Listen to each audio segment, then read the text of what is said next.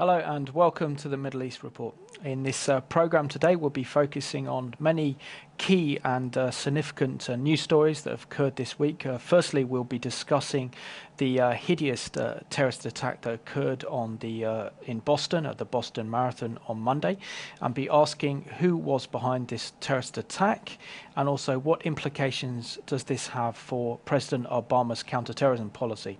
We'll also be remembering the fallen Israeli soldiers. There amounts to over 25,000 brave, courageous men and women who have actually died defending the State of Israel. And we'll also be celebrating Israel's 65th anniversary as she celebrates 65 years of independence since Israel was established on the 14th of May 1948. And I'm joined today by Benson from Christian Friends of Israel.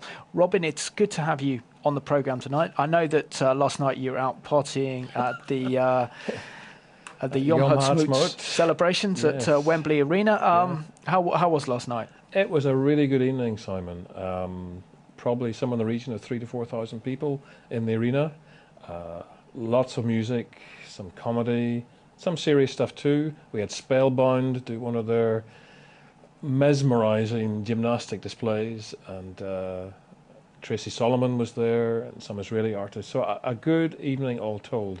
But I have to confess that getting back to Eastbourne at 1:30 this morning has left me a little bit tired today. But anyway, here we are. I'll go easy, so not too many demanding questions for you then, Robin. Thanks.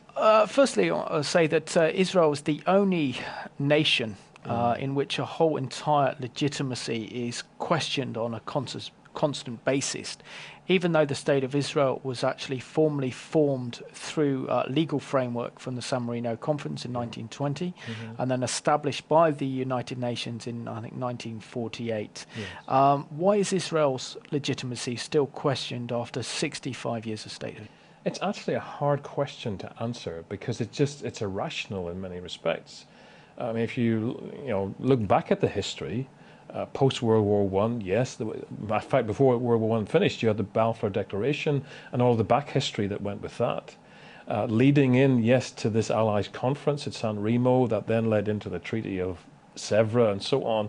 So post-World War I treaties that established in international law the possibility of a Jewish state, that gave to the major Allied powers.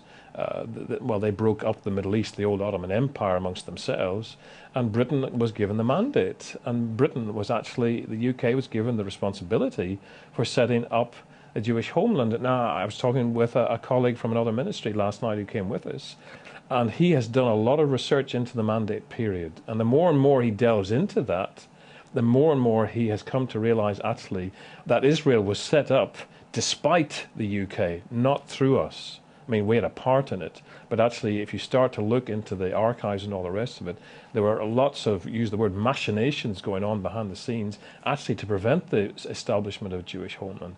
All of that then taken on board by the United Nations, formed as it was after the Second World War, with no caveats. The UN took full responsibility for everything that the League of Nations had established, and so, as a result, Israel declares its independence in 1948, and basically since then, off and on for the last 65 years, has had to battle for its literal survival. And we know the history: 65, 73, the Second Lebanon War, the various intifadas, the Gaza conflicts, and it just goes on and on and on. It's never ending.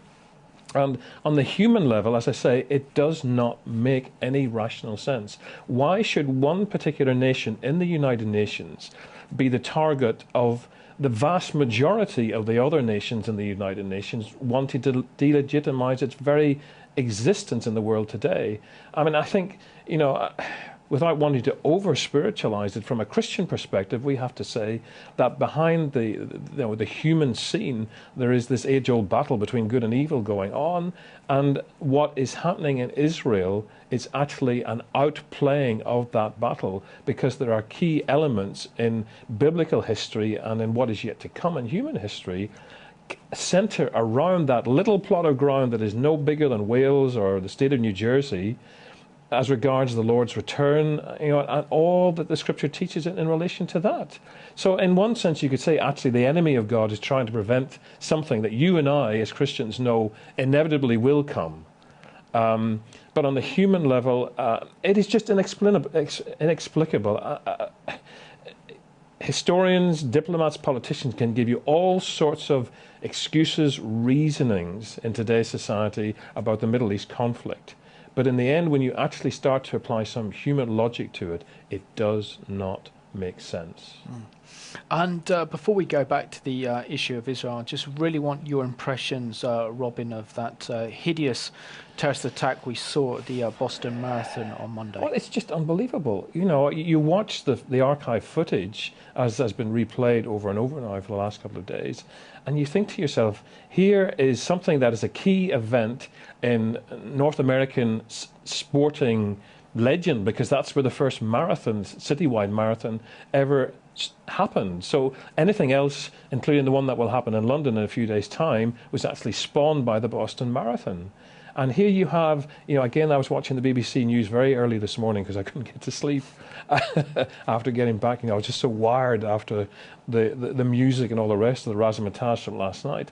One of the commentators put forward the idea that actually whoever perpetrated this event, it seemed that they had been observing either footage of previous marathons or had actually been there on previous occasions, because these two bombs went off at the very key moment in the time span of the Boston Marathon, where most of the participants are actually coming in, pretty much grouped or bundled together.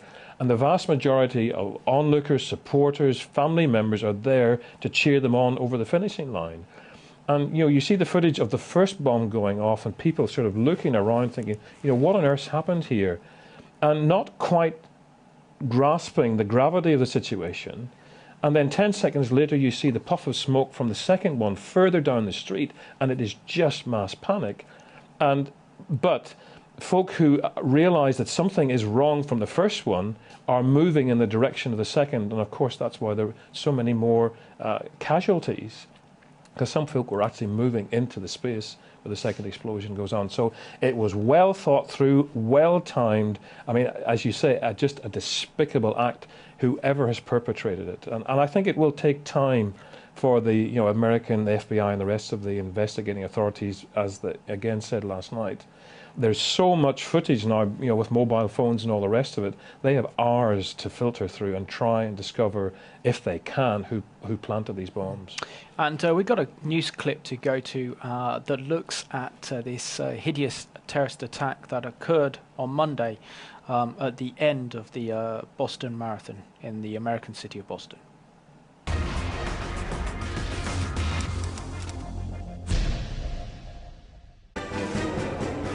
Two bombs exploded in packed streets near the finish line of the Boston Marathon on Monday, killing 3 people and injuring more than 130.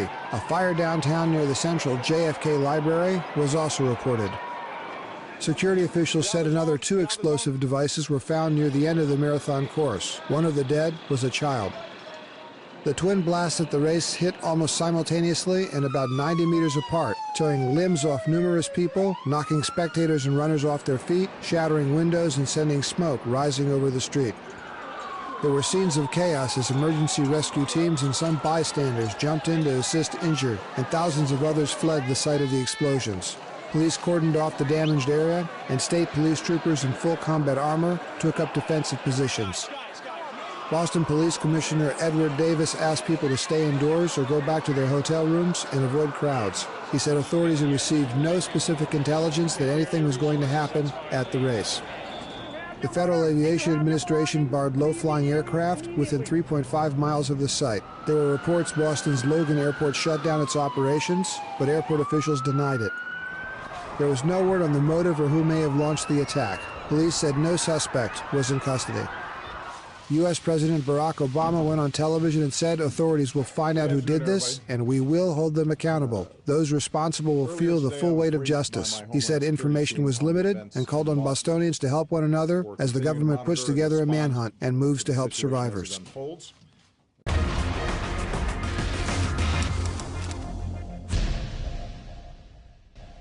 We're now joined on the phone by the CBN's own terrorism correspondent, Erick Stakelbeck, has his own program called the Stakelbeck on Terror. Erick, it's great to have you on the Middle East Report. Can you share with us what the sense of feeling is in the United States at the moment in light of this hideous terrorist attack that occurred on Monday at the Boston Marathon in New York? Well, Simon, it's great to be back with you, my friend. And, you know, a few things. I think among the American public, there's shock, there's horror, there's outrage.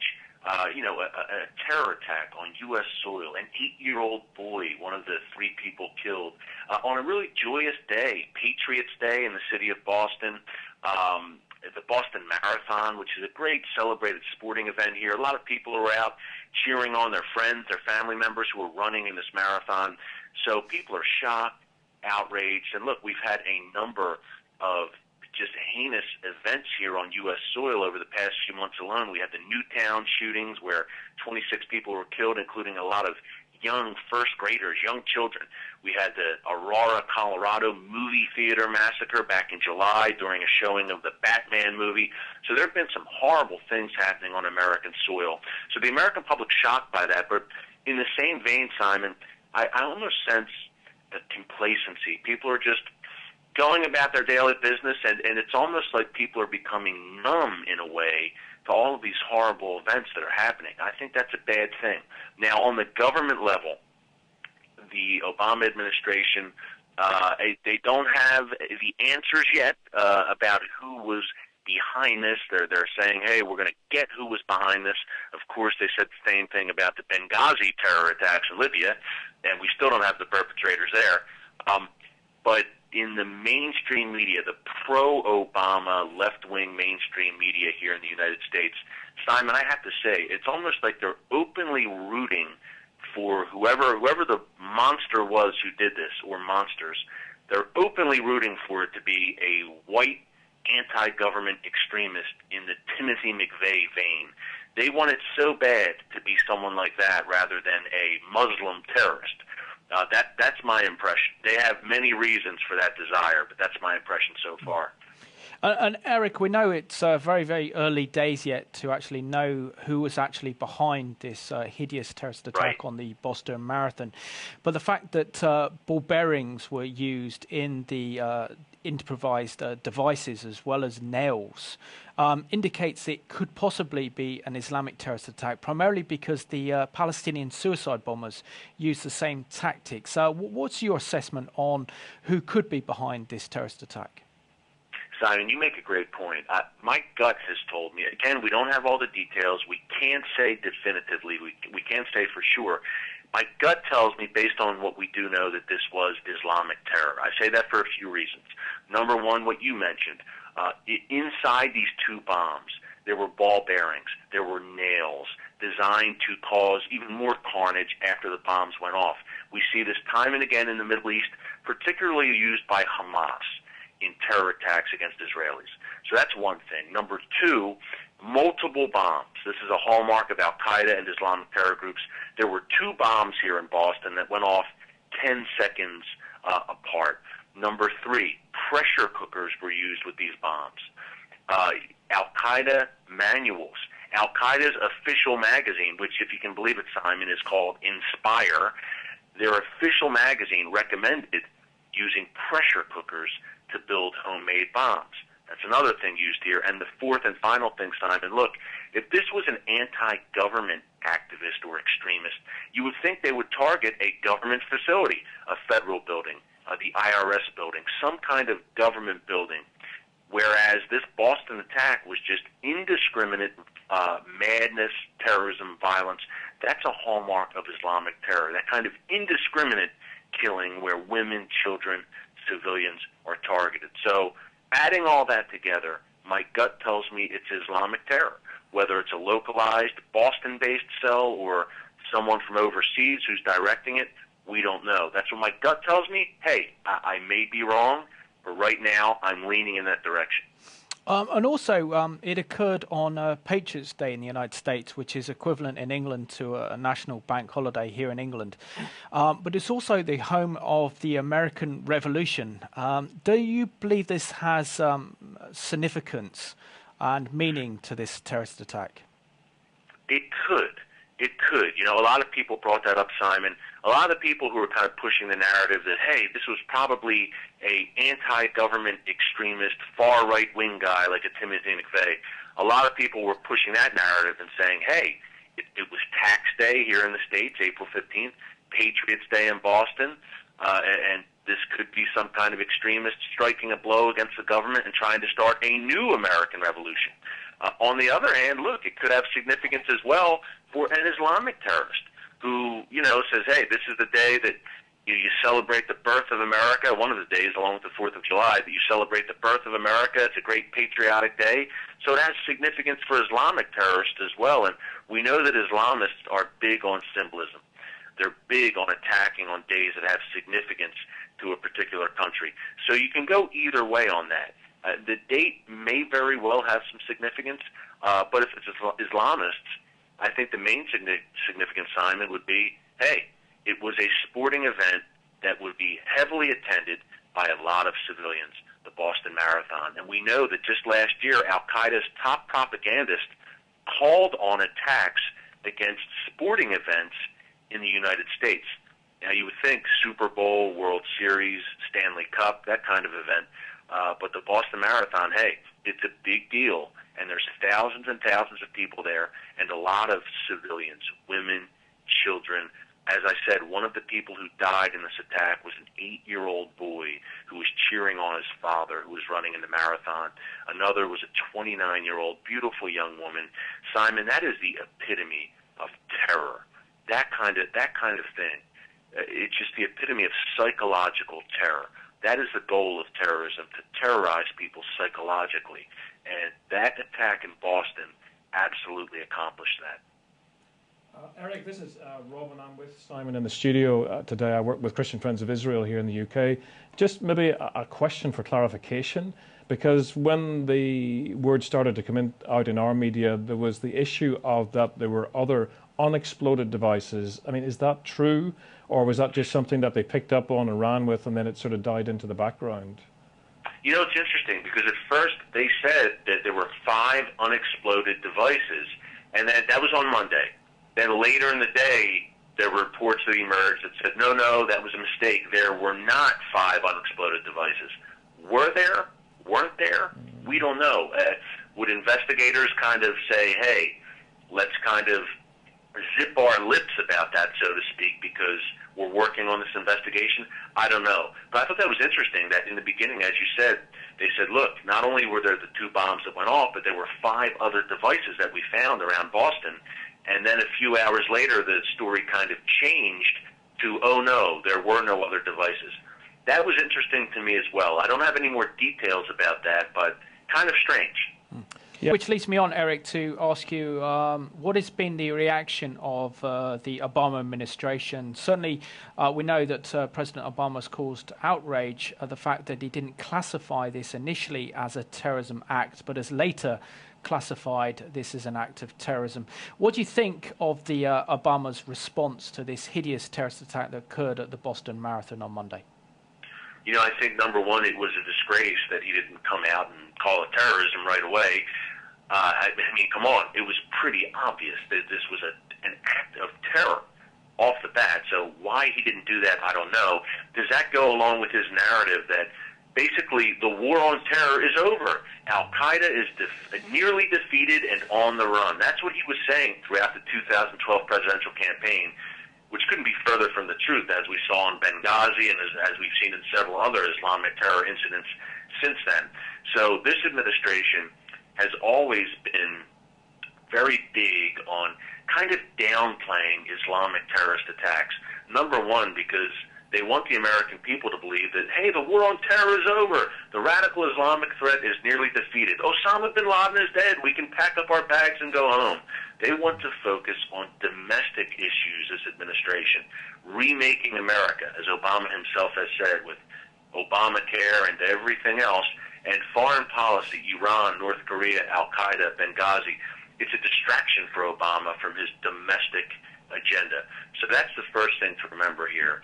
And look, the other thing is, if this did have an Islamic terror angle, which I believe, I may be wrong, but I believe that right now, they will do everything they can to downplay the Islamic angle because, look, Islam is a religion of peace, and Muslims are an integral part of the fabric of American society. We saw this reaction in Fort Hood, where President Obama never mentioned the word Islam. He or anyone in his administration, they never even mentioned the word Islam in relation to the Fort Hood attack, even though the shooter at Fort Hood yelled Allahu Akbar as he was shooting his fellow soldiers. The Pentagon, our own Pentagon here in the U.S., in their summary of Fort Hood, they called Fort Hood, in which an Islamic terrorist who had been in touch with Al-Qaeda clerics overseas murdered 13 U.S. soldiers in cold blood while yelling Allahu Akbar. The Pentagon released a report calling it workplace violence. Not Islamic terror, workplace violence. Kind of like, two guys outside their company headquarters were haggling over a parking spot. Workplace violence. So that's where we're at with this administration. Okay. And finally, Erick, the Israelis this week remember Yom Haatzmaut, in which Israel remembers the fallen soldiers who have fought bravely to defend Israel and also been victims of terrorism. I think this is something that America and the Western world are beginning to wake up to the realization of what Israel has to face almost on a daily basis. Yeah, and this is really what Israel has to face, Simon, in that this is the new blueprint. Look, Israel every day, and you know this so well, you've been there several times, Simon, so have I, Israelis every day have to deal with what we saw in Boston. I mean, every day. Buses, schools, shopping malls, indiscriminate killing, rockets coming out of Gaza. You never know when they're going to hit. Suicide bombers, rockets. This is every day in Israel, and that should give Americans even more of an appreciation of what Israel deals with. And really, this is the new blueprint, gentlemen, in my opinion, when it comes to Islamic terror. I'm not necessarily looking for the next 9/11. Of course, Islamic jihadists are working to accomplish that every day, and they want to acquire weapons of mass destruction, without a doubt, carry out maximum carnage. But in the meantime, these smaller scale attacks, like we saw in Boston, look, it's caused 3 people killed, 150 injured. Horrific. But it is relatively small scale. A few bombs, not on the scale of 9/11. A few bombs, pretty cheap, inexpensive. Probably just one or a few individuals carried it out. To me, that's the new blueprint. What we saw in Boston, what we saw in Times Square a few years ago, what we saw in London in 2005, mass transit. That is what I'm looking at.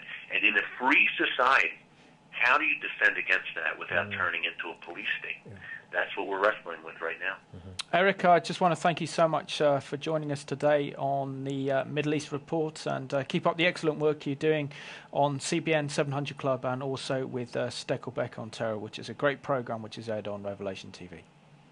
Thank you, gentlemen. Thanks so much for having me on, and God bless. God bless. Bye-bye. Bye-bye.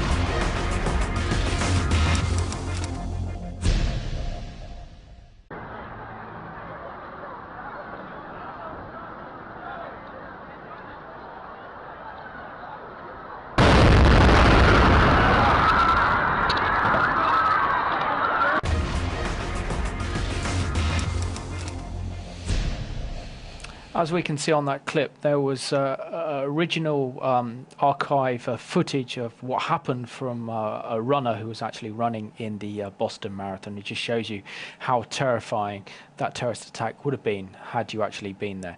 Robin, Israelis find themselves no stranger to terrorism, and many Israelis will certainly sympathize. They will certainly mourn with the victims of the Boston Marathon terrorist attack.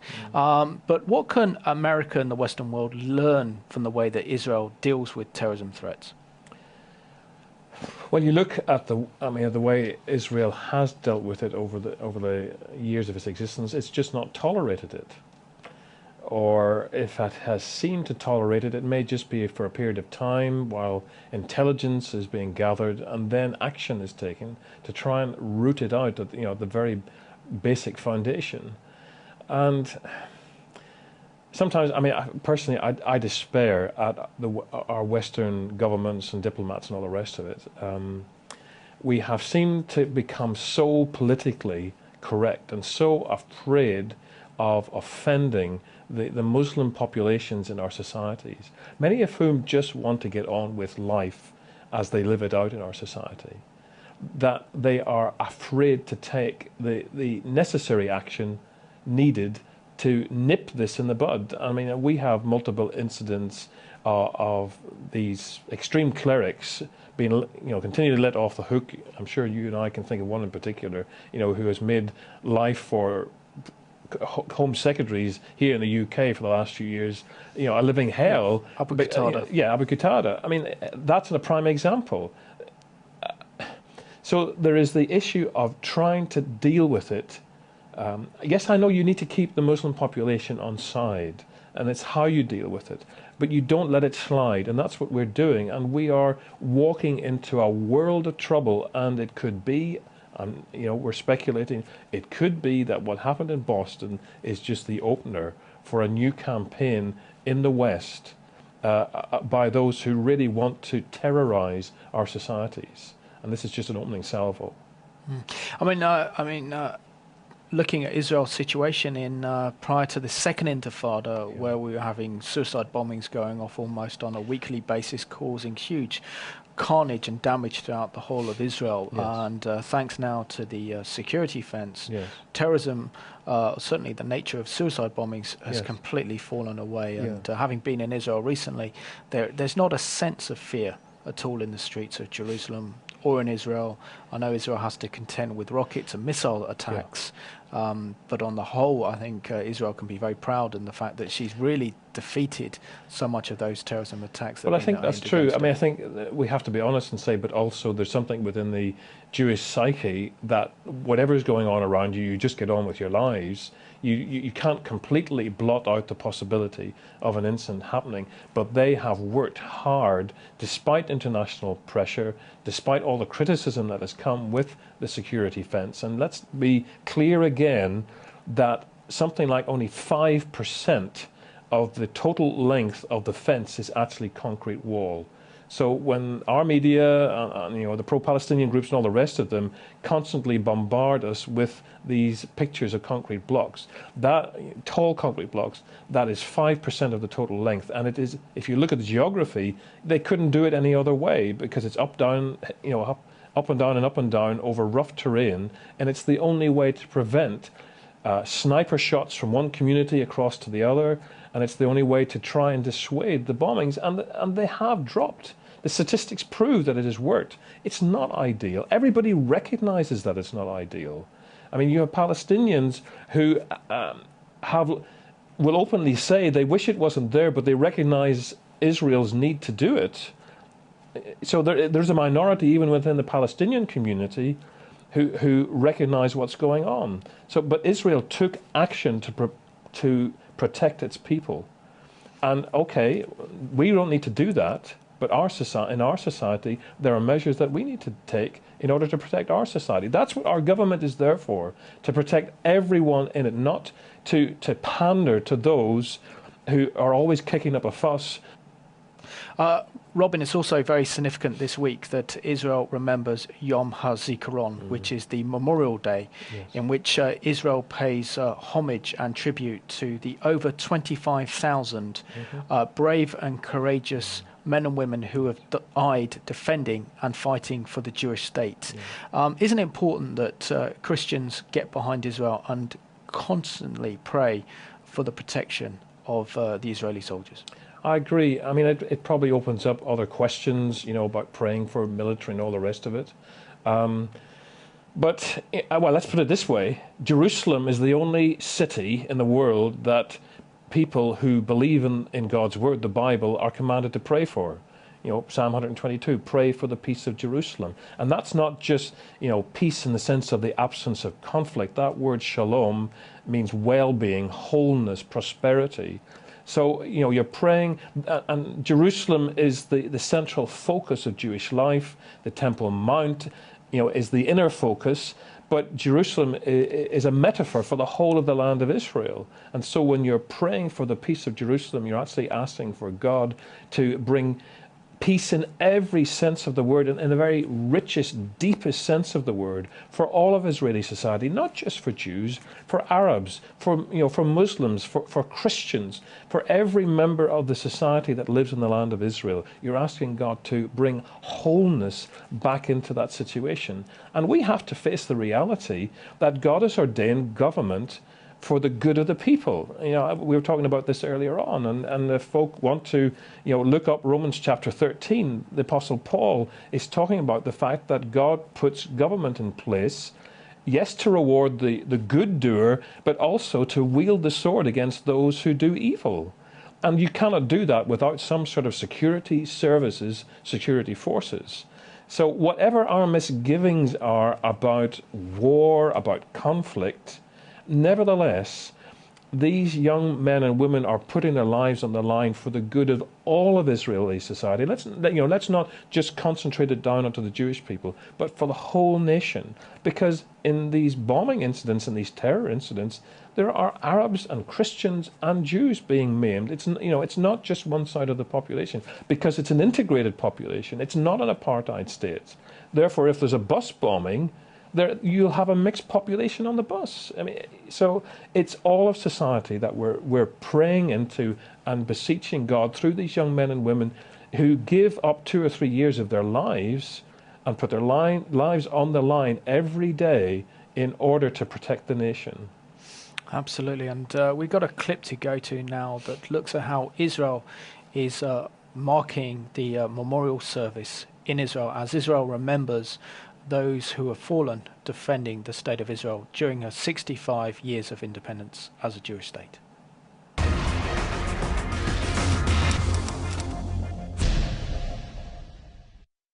It's Remembrance Day in Israel. The Jewish state is commemorating fallen soldiers and victims of terrorism. Over the past year, 92 names were added to the list of Israelis who fell while in the line of duty, bringing the total number to 23,085. Israelis are remembering not only the fallen, but also more than 5,000 widows of IDF soldiers and some 800 orphans that are no longer with a mother or father. It is traditional for Israelis to pay their respects on this somber day at a cemetery, and over 1.5 million citizens are expected to make a visit.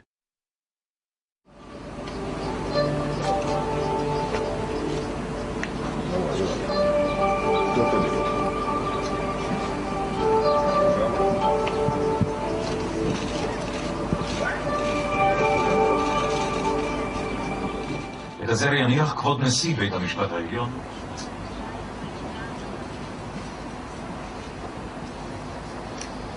ערב כ"ח בשבט תשנ"ז, 4 בפברואר. אם ייגזר עלינו, נאחז בחרבנו ונצא לשדה המערכה אל מול מבקשי רעתנו.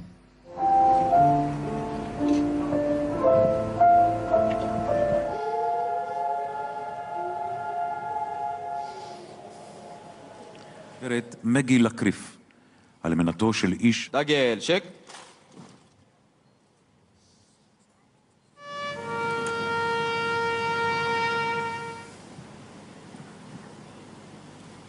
לרגע לא נשכח ותמיד נזכור את אלה אשר קיומה ותפארתה של ישראל נזקפת. משמר דום, המשמר יעבור לנוח, עמוד נוח. אלוהי המתים, שידעת ידוע כל זאת. שנה אחרי אנו זקוקים לכולם, לטובים ביותר.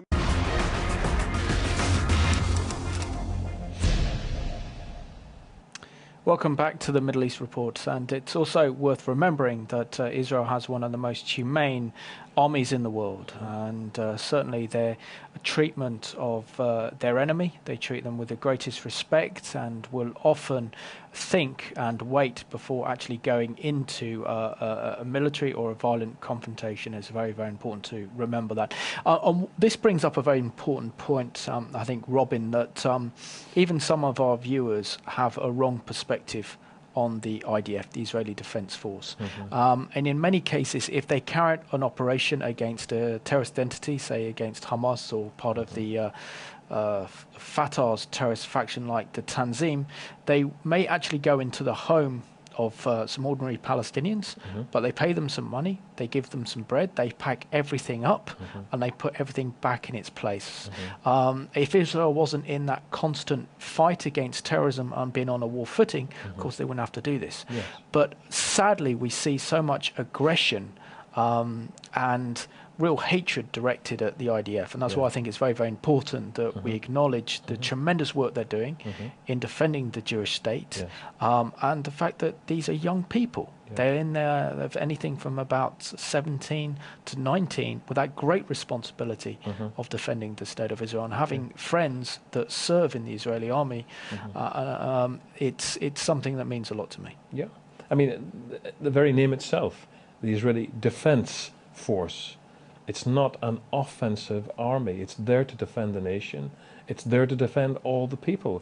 And you, again, and I know from, multiple reports, whether they come from the UN, whether they come from guys like Colonel Kemp, who, have sometimes begrudgingly, sometimes very openly and upfront, in the case of Colonel Kemp, have stated categorically that Israel is one of the most, the defense forces are one of the most, what's the word? Humane. Well, but legal. Their behavior is legal. I mean, I've listened to a presentation by an Israeli diplomat, and if you see the process that they have to go through in every instance where there's an encounter going on with an enemy force, the multiple people that are brought into the discussion about what they can do, what they cannot do under international law, it's mind-boggling that they ever accomplish anything, because they are so determined to be to have integrity in the way that they go about defending the nation, and that's proven over and over and over again. We know the cases where actually they want to do something, they suddenly discover that there are civilians either accidentally or, in the case of Hamas in the Gaza Strip, purposefully put in the way as a human shield, and they do not take that action forward. I mean, you can't. But any army makes mistakes, so we're not saying that they're as clean as clean can be, but their mistakes are minimal in comparison to even, sadly, some of our own in some of the conflicts that we have been involved in. Absolutely, and let's put we've got a clip to go to now that puts a human face to the IDF and tells a remarkable story of a young Israeli who made Aliyah to Israel, who died in 2006, and his name is Yohan Zabib, and he's a French Jew who made Aliyah from Israel, who served in the Israeli Defense Forces and was killed in action in 2006.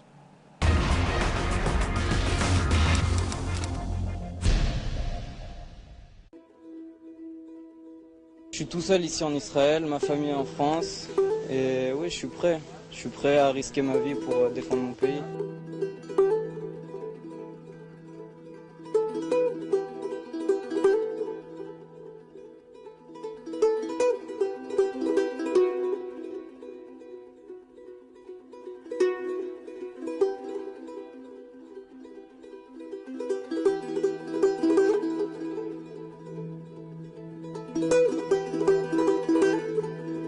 C'était vraiment le moteur, la colle, entre guillemets, entre les membres de la famille. Et ce qui était vraiment très marqué chez lui, c'était cette joie de vivre. Lui qui avait un sourire très marqué, il avait cet amour très fort d'Israël. Il voulait à tout prix venir. Dans la vision du Han, c'est vraiment il faut donner de soi, et la meilleure façon de donner de soi en Israël, c'est de faire l'armée, en fin de compte. טיול הכרתי קודם כל בטירונות, בנובמבר 2004 זה היה. ישנו ביחד באוהל, היינו מיטה ליד מיטה, ותמיד היינו אחד ליד השני, וגם ברגעי משבר, ברגעים קשים, ברגעים הטובים. תמיד היינו ביחד. הכרתי את יואן ולמעשה ליוויתי אותו מאותו רגע עד לרגע האחרון שלו. Il a vraiment commencé à prendre les choses un peu plus au sérieux, dans le sens où il y a une réalité qui est retombée un petit peu en disant quand même, la vie c'est pas que s'amuser, en fin de compte il y a aussi des gens qui doivent faire des tâches qui sont pas très faciles. במלחמה הוא הראה ממש אופי אחראי ורציני וציוני, צד שאני בחיים לא ראיתי ממנו. יואן לא פחד, לפחות לא נתן את התחושה שהוא פוחד, הוא מאוד רציני, היה מאוד מפוקס, מאוד מבין את המטרה שלשמה אנחנו צריכים לעשות את זה, להגן על יישובי הצפון ולתת להם חיים של שקט. צחקנו על כל הסיטואציה ועל זה שמישהו יכול למות, ולקחנו את זה, נשמע מטומטם, אבל כאילו ככה לקחנו את זה, פשוט בינינו זה היה דיבור, לצחוק, ויואן דווקא תמיד אמר שלא, אל תפסיקו, אל תדברו ככה, זה לא טוב.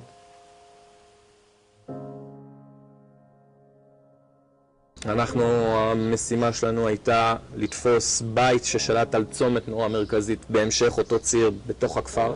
נקלענו לקרב מול 5 מחבלים בתוך הבית והצלחנו להרוג את כל 5. גם יואן הרג את אחד המחבלים.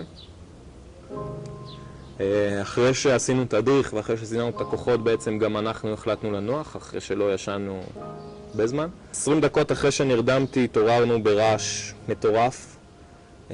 מלא אבק, מלא אבנים חול בתוך הפה, מלא שברים, אבנים, בעצם כל החדר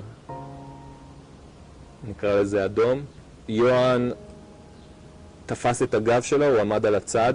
עכשיו בגלל שאני מדבר צרפתית אז ישר הגעתי אליו, דיברתי איתו בצרפתית, אמרתי לו בצרפתית, שמע אל תדאג, אתה עדיין יפה. בעצם עד שהגיעו 2 המסוקים, העלינו את הפצועים שלנו על המסוקים, ביניהם את יואן. יואן עזב חי את לבנון. בדיעבד הוא נפטר בדרך לארץ, הוא הגיע לארץ כבר שאינו בין החיים. Je suis sorti du Liban le matin et j'ai vu que j'avais 10 appels en absence, j'ai compris que quelque chose s'était passé, j'ai rappelé mes parents et ils m'ont dit. אני בעצמי נפצעתי ואני זוכר שהלכתי לאחד החברים והוא אמר לי, שמעת על יואן? אז הוא סיפר לי שיואן נהרג. לא סיפרתי לפלוגה במשך 3 ימים עד בעצם כניסת הפסקת האש. החיילים הגיבו בהלם כי יואן עזב חי. אני גם הגבתי בשוק שהבנתי שיואן נהרג כי הוא עזב חי, אז למה שהוא ימות? היה להם קשה מאוד לעכל את זה. הוא חייך ואמר שתמסור להורים שלי שאני לא מתחרט ואני גאה במה שעשיתי, בבחירות שבחרתי. ולפני שתעצום עיניים, שמור לי נשיקה אחת, לפני שניפרד לעולם. שמור את המילים האלה באוזניי, רק רעש וצלצול חזק. C'était vraiment sans intérêt personnel. Je le faisais tout simplement parce qu'il voulait devenir israélien et c'était une vraie conviction sioniste. Il voulait rien d'autre que donner de soi-même et être un membre de l'histoire sioniste à Israël. Aller au bout du rêve et puis mettre de côté tout ce qui est matériel pour aller à l'essentiel finalement et transcender son existence. חבר. אין לי ארץ אחרת, גם אם אדמתי בוערת, רק מילה בעברית חודרת, אלוקיי אל נשמתי, בגוף כואב, בלב רעב, כאן הוא ביתי. אין לי ארץ אחרת, גם אם אדמתי בוערת, רק מילה בעברית חודרת.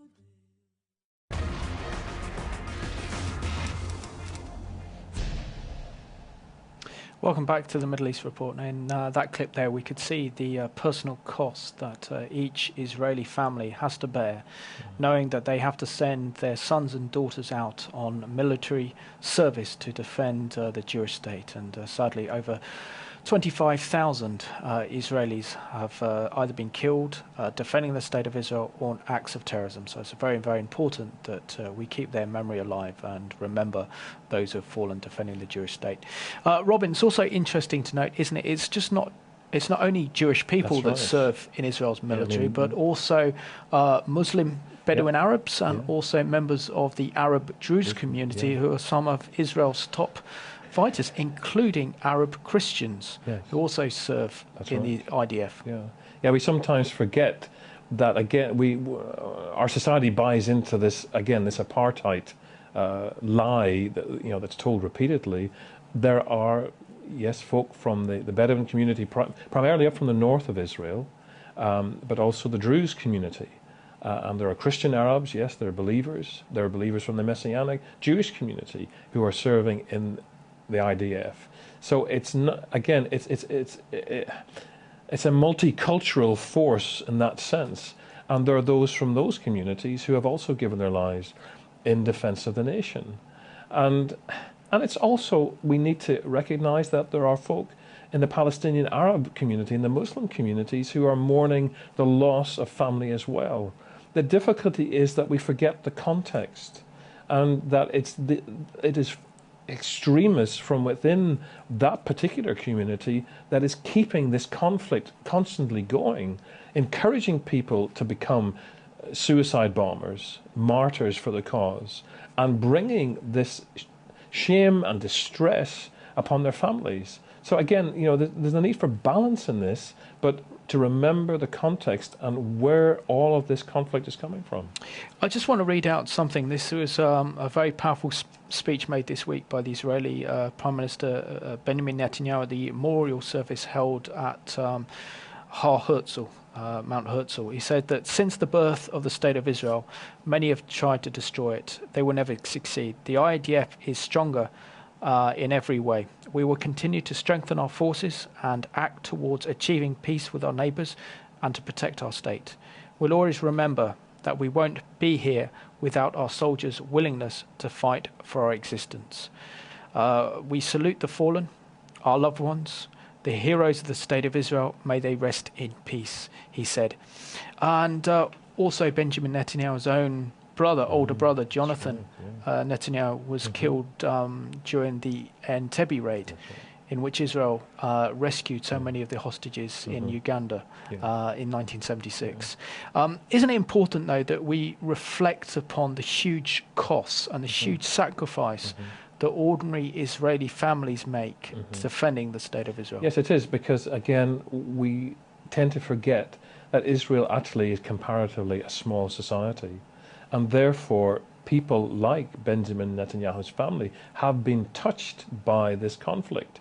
And there's probably no family in any community, the length and the breadth of Israel, that doesn't either have a family member who's been touched in some way by this, whether they've actually been killed or they're injured in one of these terrorist attacks, or they know someone, because Israel is so community-oriented, so family-oriented, that have been touched in some way. So these things, these days of remembrance, whether it's for the Shoah, the Holocaust, or whether it's for fallen soldiers and terror victims, touch the whole nation, and it touches a chord in the whole nation. And then they move into this time of rejoicing for Independence Day, but it's rejoicing that's tinged with sadness and the remembrance of the price that has been paid, so that Israel can maintain itself as a modern nation state in the world today. Absolutely, and I think it's coming virtually to the end of the programme now, Robin, that Israel has 65 incredible years to celebrate. Israel's a modern, high-tech, industrialized nation. Israel's a beacon of light in which is becoming a very, very dark and dangerous region. And yet there's something that's so unique to the Jewish people, and that's their celebration of life. The fact that they can actually mourn the loss of soldiers, family members, but also then rejoice and celebrate the Jewish state and considering that's been reborn after 1948, 2,000 years or even 3,000 years prior to an independent Jewish state. Yeah. No, it's wonderful. It's wonderful. Which is wonderful. And we want to thank you so much for watching today's Middle East Report as we remember the horrendous terrorist attack that occurred in Boston at the Boston Marathon on Monday. Our hearts go out to the families and the victims of that terrorism attack. But we also remember Yom Haatzmaut, Israel's Remembrance Day, as Israel remembers the over 25,000 brave and courageous men and women who have died defending the state of Israel. And it's amazing to think that in Israel's 65 years, she's been involved in 5 major wars for her very survival. And yet Israel continues to be a beacon of light. And it's so important that we have an understanding, that we get to know the truth of what's happening about the situation that Israel faces in the Middle East, that we move from the lies and misinformation to find out the truth for ourselves. And we recognize the incredible role being carried out by the IDF in defending Israel today. And it's the soldiers who are Israel's defense. They come to the defense of Israel. So it's important that we pray and stand with Israel, but also remember the IDF soldiers in our thoughts and our prayers as they defend the state of Israel. And I thank you for watching today's Middle East Report.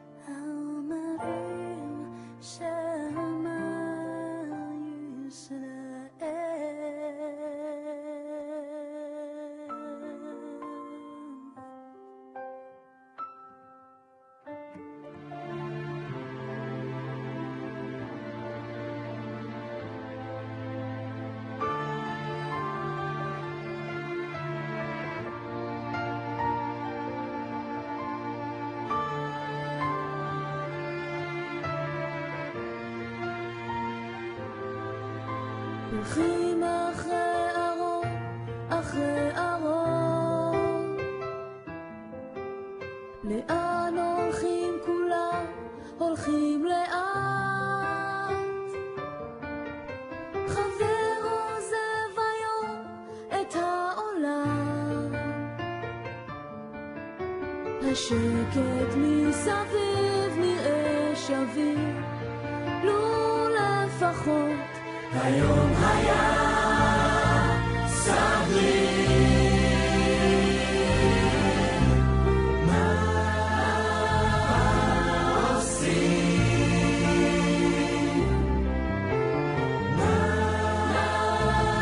מה אומרים? כמו שראיתם, באנו פה, יודעים, לחזק פה את הכסרה, הגענו עם שקים, מרחבים, הולכים לכבוש את לבנון, עוד היום או מחר או מחר.